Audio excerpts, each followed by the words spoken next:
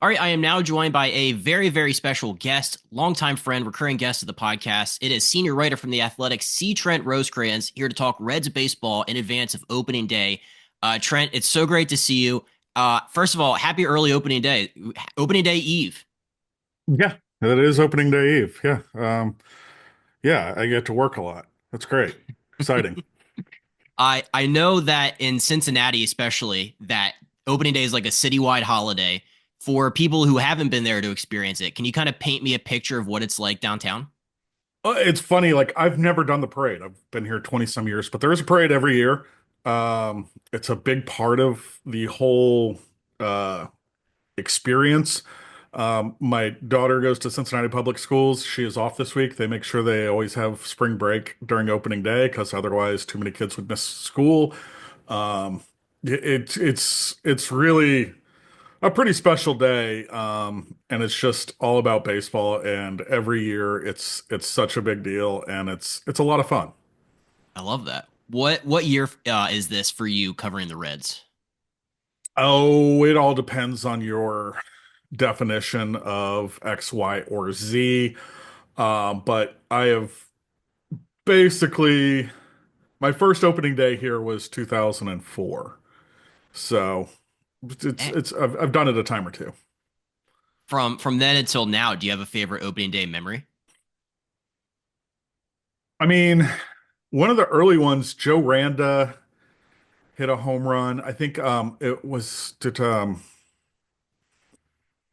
Ramon Hernandez hit a walk off. I think it was a walk off, but he hit the home run that kind of won it. There have been a couple of really good ones. But yeah, and it's funny the weather. You never know. We've had the most beautiful days, and we've had days where guys had frostbite, and this one will probably be somewhere in the middle. It seems like. I like that. Also, shout out Ramon Hernandez.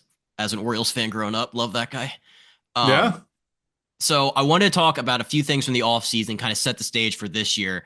One thing I saw that was really interesting was Nick Martinez. So he was the only player that was extended and accepted the qualifying offer for $21 million. I'm fascinated by this. I know he had a 4 WAR last season, but what is kind of his role this year and like what is the value that he brings? Well, he's a starter. That's his role this year. Last year, he was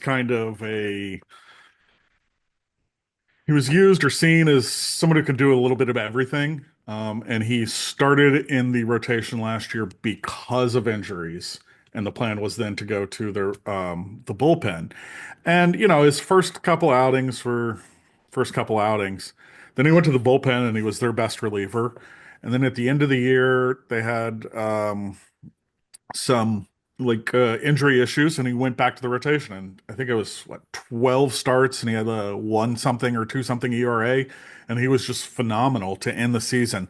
But really, like, one of the things with Nick Martinez that he brings is more than just that. We were, I guess it was the last series of the year last year in Chicago, the Friday game. um, he pitched a complete game, and they lost 1-0. But I just remember after that talking to Nick Lodolo and Andrew Abbott, just kind of about Nick, and they were like, he is the guy we watch. He is a pro's pro. The way that he prepares is unmatched. And so it's just basically like they watch to see what he does. He is such an even-keeled guy, who has earned his spot. He's gone to Japan. He's done everything you can do, and I think the 21 million, like there was, I think they offered it being like, hey, we're okay either way. If he doesn't take it, well, we would still like him back, and we'll try to look at something long term, and we'll recruit him as a free agent, or if he doesn't come back, we got to find another starter. And then if he does take it, they said, hey, 1 year, this is great to have. It's worth it. And we're not going to be upset if he takes it. So it was really one of those where they were prepared either way, because it's just like it was one of those lines where it's like, hey, is this Does it make sense for both sides? And it did, luckily for everybody involved, I guess. So he's I think he's an extremely valuable member of this team. Everything I was reading about, just like the process leading up to like what you were just talking about with the qualifying offer, because he is their highest paid player at 21 mil. Can we draw any kind of like conclusions about like the future spending outlook for this team where they were willing to be like, yeah, we're cool with 21 mil for Nick Martinez for a year? Can we draw any kind of long term outlook from that? No, because I think that is done so early in the process.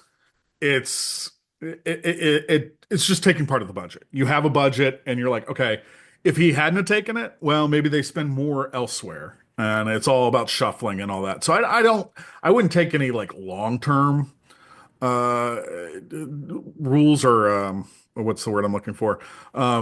Conclusions from this. But I think it's good that they were willing to pay someone 21 million. I wish it were me, but it's not.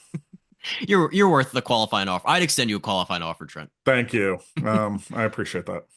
I read a quote from Nick talking about working with Tyler Stevenson behind the plate, and he said that was a big reason he wanted to come back was just because the opportunity to work with Tyler and the growth that he's seen from him. Have you heard from other guys on the staff about what it's like working with Tyler?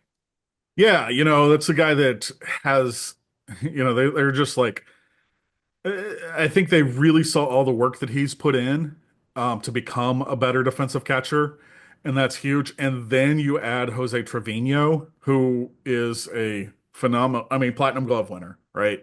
And his reputation precedes him, much like Nick Martinez is a guy who prepares, is an ultimate prep guy, and really works so hard and is good for Tyler. It's going to make Tyler even better.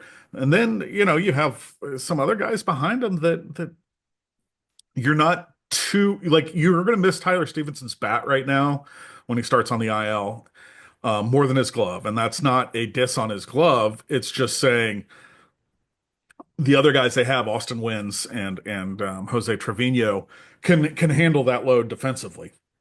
They're not the offensive player that Tyler Stevenson is, but they can certainly handle a pitching staff. Yeah, especially with all the young guys in the rotation, you need to lean on some of those veteran backstops there. Another thing I wanted to ask you about was, I think I asked you about this last time, was just like the Jonathan India saga, let's call Hmm. it. I know at the end of last season, there was a lot of turmoil around him, the team. He kind of like raised some of his concerns about like the long term outlook. I think he even said that like it was just time to like let go. What did you notice down the stretch in that period from Jonathan? And like, was the swap for Brady Singer a win win? Yeah, I think it was a win-win, and John was speaking. Knowing John as I do, he was speaking just as a competitor. He wanted to win, and I don't think anybody took anything from what he said as shots. They took it as this guy wants to win. And that's Jonathan. He's an ultimate competitor. It was one of those deals that made a lot of sense for both sides. And I think all parties involved are pretty happy with where they are right now still. And that's good. And I think Jonathan will be great there. I say that as someone who's grew up a Royals fan. I just see it as a good fit for him. And I see, Singer is a guy, it's not the sexiest of things, but he's thrown 170-ish innings each of the last 2 years. That is extremely valuable. The Reds haven't had anybody throw that many innings since 2021 when Tyler Mahle and Luis Castillo did. And honestly, I'm not sure it's even close. Wow. I've been locked in this debate about just like you need guys like this came up with Patrick Corbin going to the Rangers, and everybody's like, ew, Patrick Corbin. I'm like, he's thrown like 170 innings every year since 2017. Guys just don't do that anymore. Well, and that tells you you're good enough to stay in games. If starters make 32 starts and throw 170 innings, now it's not the old days of 200 innings, but that's almost kind of the new bar. That means you pitched well enough to stay in long enough and to stay in the rotation. That's extremely valuable. I think, so often we look at these things as fantasy GMs and who's going to score you the most points. That's fantasy. That's not real baseball. And real baseball, you play 162 games. There is nothing that really destroys a baseball team, and I've seen it many times, of not knowing if your pitcher can get 5 innings. Like if your starters consistently go 6 innings, that's it. I'm not asking for a whole lot. If they consistently go 6 innings, you're going to be all right. And I really believe that.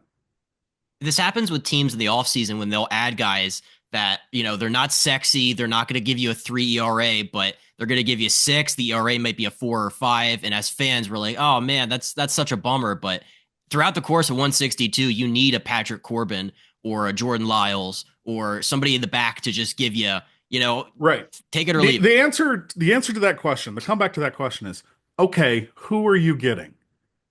Right? Who else can you get? And usually the answer is there's not enough supply for the demand. It's like I would hear all the time, well, they need a backup catcher who can hit. You know what we call backup catchers who can hit? Starting catchers. If you're lucky. If it's a backup catcher who can hit, he's not only a starting catcher, he's an all-star candidate. Like they just don't exist. Yes, they exist in your 8 team, 2 league fantasy league. They don't exist in real life. And it's just not the same. Throughout the course of your time covering the Reds, do you have a favorite kind of back of the rotation, just 6 innings, 30 starts guy that maybe didn't get enough love? That's a great question. I mean, I don't. Does he count Bronson Arroyo? I mean, because Bronson, you look at it. There was one year I think that he threw 199 and 2/3 innings, and he was so mad because he had done. If let me, I have it right here. I can pull it up.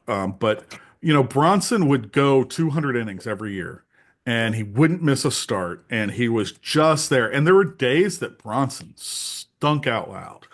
And he would just come out and be like, "Yep, terrible today. Go get him."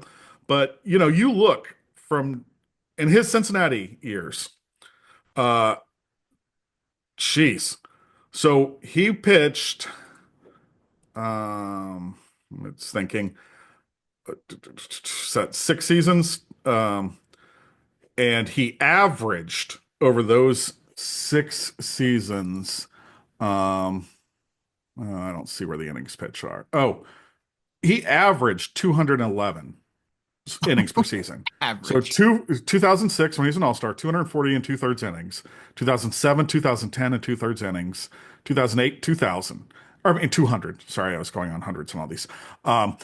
2009, 2000, 220 and a third innings. Uh, Next year, 215 and 2/3. 2011, 199. 2012, 202. 2013, 202. You knew every day, every 5 days, Bronson was going to take the ball. And, you talk to Dusty Baker, you talk to, I mean, shoot, who else? Jerry Narron, Pete McCann, and Brian Price, all the guys who managed him. They will tell you there is nothing in the world they would take more than that guy. If you can do that, you're golden. That's cool. He took a lot of pride in being a 200 inning guy. Oh, he took a pride in never missing a start, never being backed up a day. He was always available. And the great thing with, like, I think there was always like one where he would just get shelled in the first inning every year. There was like one start where he would just give up like, 8 runs in the first inning. And for Bronson, it was like, well, you can let me pitch and I'll pitch through it. We've already lost and I'll save the bullpen, or if you take me out, I'll be there in 5 days. It's done.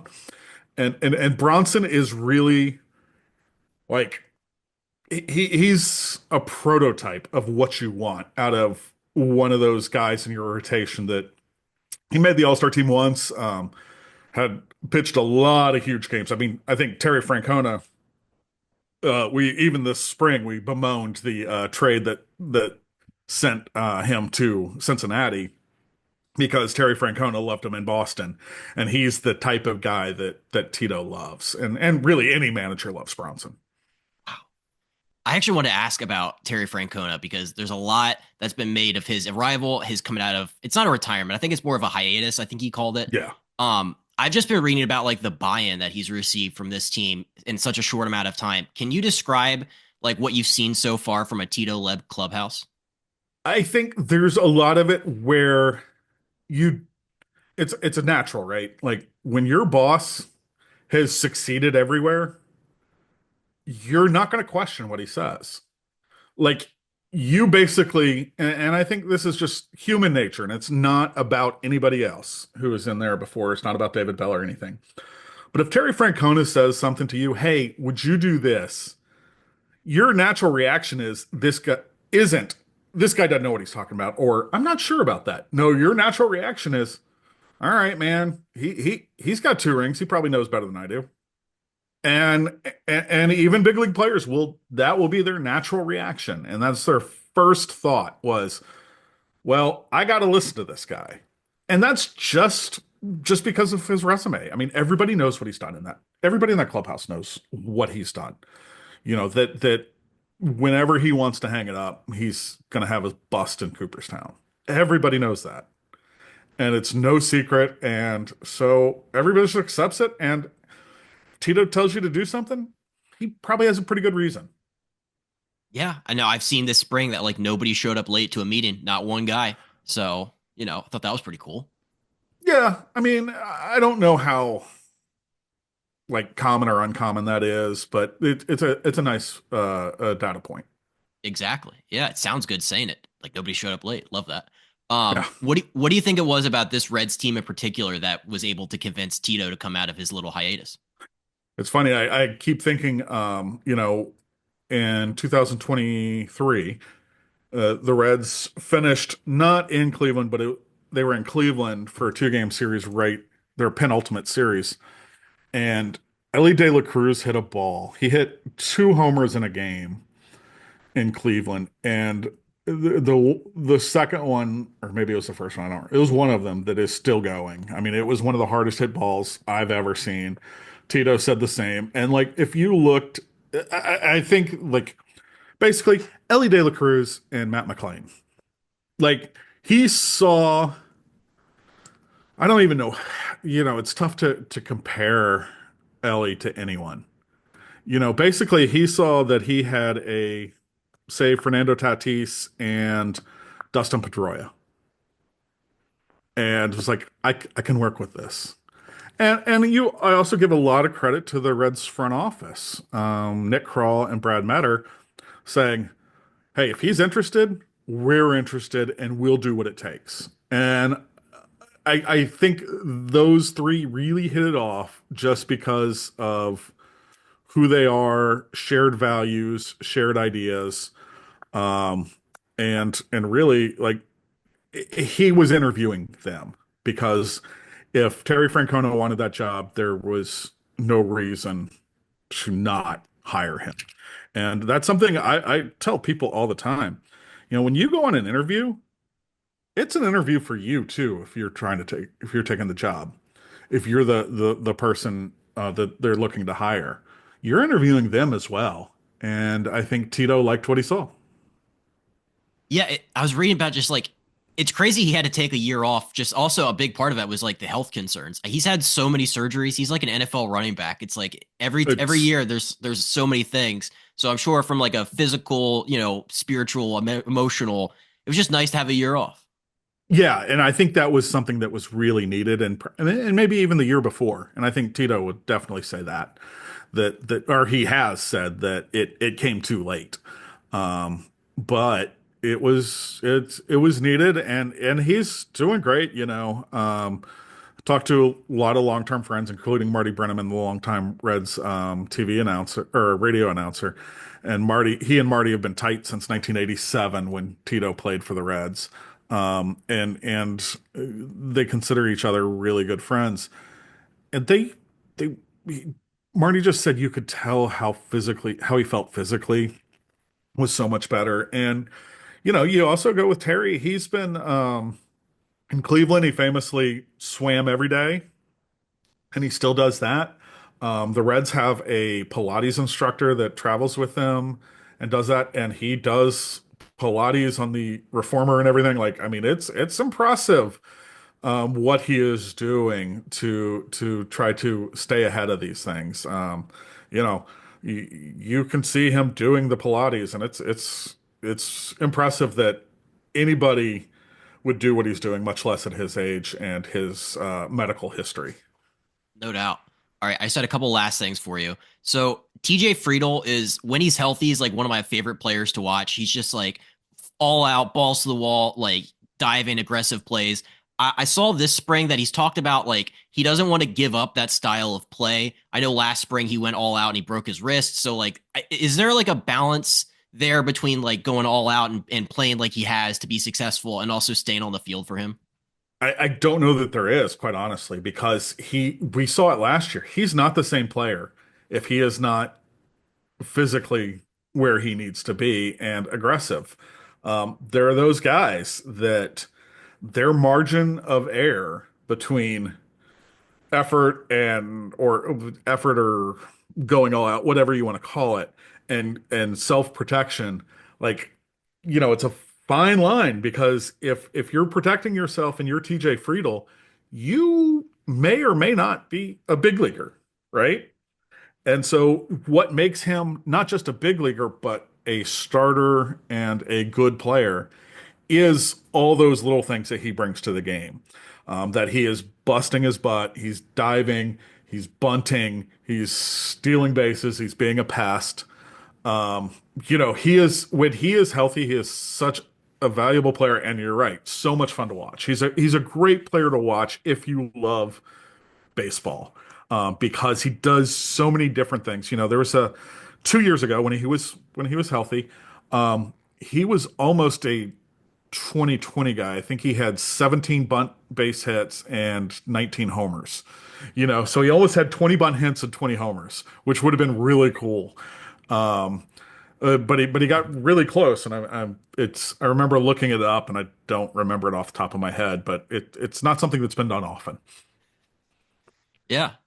No, I won a full season from him because you're right. A couple years ago, he got MVP votes. It was so much fun to watch. So, just from a fan perspective, and obviously I think the Reds too, without Jonathan India at the top of the lineup, like they need a full season of healthy TJ Friedl. Right. I mean, he does just so many little things, and the bunt is such a weapon.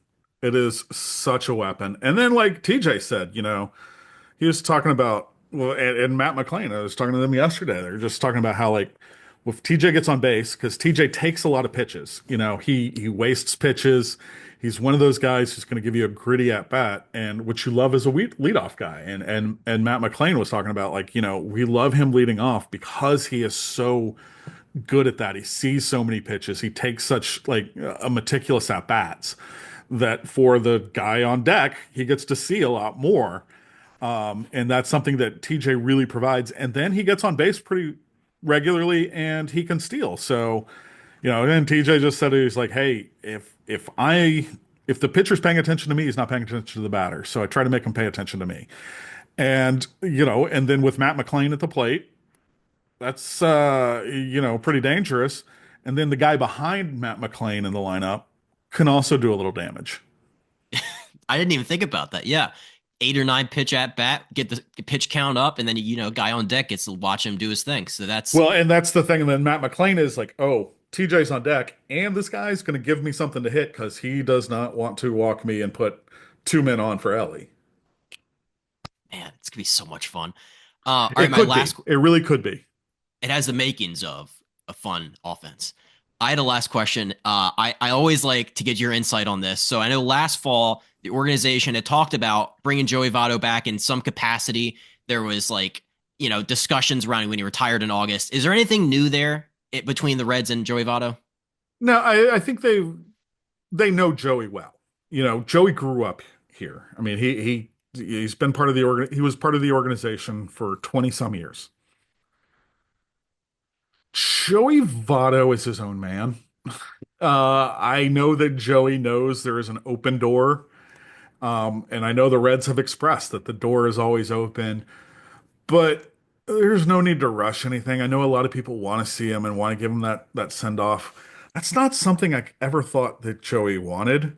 And he is kind of, I saw a picture of him. He was in Japan for the Yep. series. Joey had been dying to go to Japan for years, and he was going to go one off season, but then stuff happened, and I've talked to him. Joey is a person who is a curious mind who wants to experience a lot of things in the world. And he has the means and now the time to go and do anything in the world that he wants. And that he has never had, so many of us, like your favorite time of year, so many people, mine's fall, but that's a whole different story. But spring and summer are such a huge part of people's lives. Joey Votto's never had those. Think about it. He's 41, 42 years old. And you know, since he's been an legal adult, he's had to work every day of every spring and every summer for 25 years. I think he's earned some time away from the baseball field. And no matter how much he loves it or is appreciative of everything everyone's done for him, and I know he is, there's some me time that is well earned for Joe. These guys, it's interesting. I always think about like people would talk to me about Ken Griffey Jr. and like, once he retired, like, oh, well, what's he up to? And I said, well, he's doing the thing that he's always wanted. He's doing the job he's always wanted to do, which is be the best dad in the world. And what Joey's doing is Joey has a million interests. He is going and like filling that desire to learn new things. And if I had unlimited time and not unlimited money, but pretty Close. close to it, I don't know that I would really want to be going to Daytona, Florida to work with the Tortugas, the low A team, and 19-year-old kids for 6 months, or even broadcasting and being in the freaking media dining room with us yokels. Like, I don't think that doesn't sound appealing for someone who has had a structured life and not just the regular structure of a baseball player, but the structure of Joey Votto. I think right now, stepping away and enjoying the world and finding himself and his muse and whatever is much better use and valuable part of his time. And that's not to say he won't at some time come back and work with the team. I would be shocked if he does not in some capacity. But there is so much more out there in the world for Joey Votto than baseball that I think he wants to see. Yeah. The Japan thing was hilarious because it just like popped up out of nowhere. It's like, where in the That's world is Joe. Joey Votto? Just a selfie in front of the, the Oh, stadium. I once, did I tell you this story about a couple years ago? It was after Jonathan India won the Rookie of the Year, or was about to win the Rookie of the Year. And I texted Joe and I was like, hey, I'm working on a story for if John wins the Rookie of the Year. I expect he will. I wonder if I could talk to you about John. And he goes, yeah, yeah. I'll, how about tomorrow? I'm like, okay, cool. And so I get a text and he's like, oh, this is where I am. I got time. It's him at Stonehenge. And then he's like, "Yeah, I just was at Stonehenge. I'm waiting for a train back to London. I got time now." And so that's where I talked to him. And then like, he once sent me a photo of like him at some, Barcelona base or soccer or football game. It's just he's a guy who has a lot of interests, and seeing the world is a big part of that. And so it's something he'll do.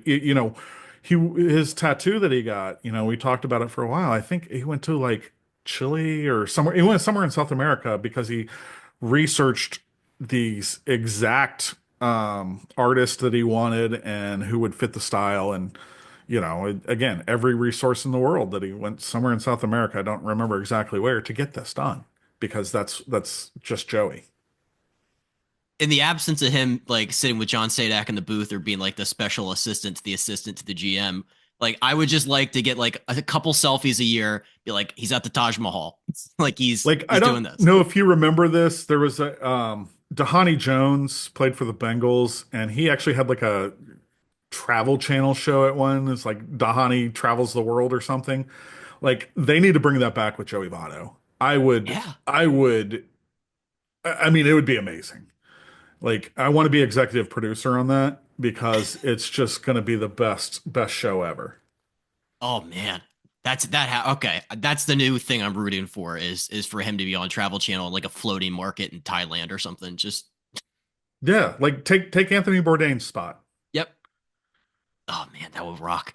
I love every time. Yeah, I always got to bring up Joey Votto. He's just the most interesting man in the world. To bar cliche. Um, Yeah, all right. Well, Trent, this has been incredible. Thank you so much for your time. I always love catching up with you and talking Reds baseball.